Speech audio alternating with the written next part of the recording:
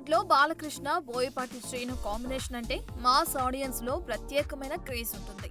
సింహ, legend, అఖండ వంటి block buster hits అందించిన ఈ కాంబో ఇప్పుడు అఖండ 2తో మరోసారి ప్రేక్షకుల ముందుకు రాబోతుంది. అయితే షూటింగ్ సమయంలో బాలయ్య, బోయపాటి మధ్య చిన్న ఘర్షణ జరిగినట్లు సినీ వర్గాల్లో చర్చ నడుస్తుంది. అఖండ 2 ప్రీ ప్రొడక్షన్ సమయంలోనే హీరోయిన్ ప్రజ్ఞా జైస్వాల్ ని మళ్లీ తీసుకోవాలని బాలకృష్ణ కోరినట్లు టాక్. కానీ ప్రజ్ఞ తన రెమ్యూనరేషన్ గట్టిగా పెంచడంతో బోయపాటి ఆమెను పక్కన పెట్టి ఆమె క్యారెక్టర్ ను చనిపోయినట్లు కథలో మార్పులు చేశారట. మరో హీరో సంయుక్త మీనన్ను ఫైనల్ చేశారని తెలుస్తుంది.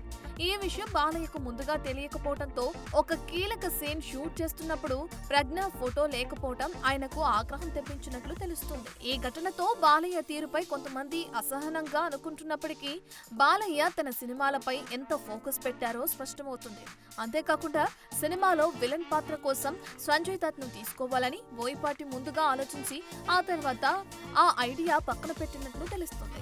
అయితే ఏ నిర్ణయం ఎందుకు మార్చారని అడిగి స్వయంగా సంజయ్ దత్ కు ఫోన్ చేసి డేట్స్ కన్ఫర్మ్ చేసుకున్నారట మన బాలయ్య.